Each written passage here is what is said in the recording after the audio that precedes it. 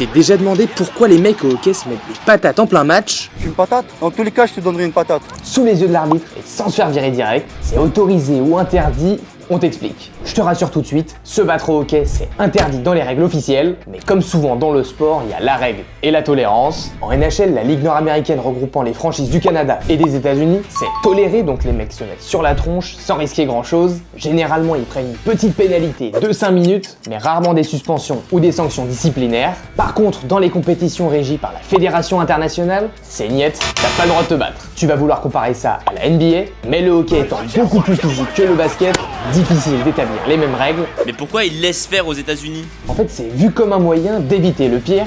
Les ligues américaines s'accordent à dire que ces affrontements permettraient de libérer les joueurs d'une frustration qui aurait pu les amener à asséner des coups bien plus dangereux pendant le match. Paradoxalement, les bastons rendent le jeu plus safe. Ouais, on est d'accord, c'est un peu bizarre. Et il y a même des mecs qu'on recrute pour ça, les Goons. Leur taf, protéger les stars de l'équipe des mauvais coups en dissuadant les adversaires de les toucher. Oui, leur job, c'est la castagne. Et tous les coups sont possibles? Non, c'est pas la jungle tant que ça, les joueurs doivent respecter certaines règles, si on peut appeler ça comme ça. Déjà, les deux joueurs doivent être d'accord pour se battre. Ensuite, on jette les gants et la crosse avant de se taper dessus. Pas d'intervention d'autres joueurs, pas de coup sur un mec à terre, pas de bagarre pendant le temps mort. Et l'arbitre doit garder un œil sur tout et arrête la baston quand l'un des deux tombe. Ces règles, c'est ce qu'on appelle dans le milieu the code, un vrai contrat de bagarre entre gentlemen sur patin. Et les joueurs, ils en pensent quoi?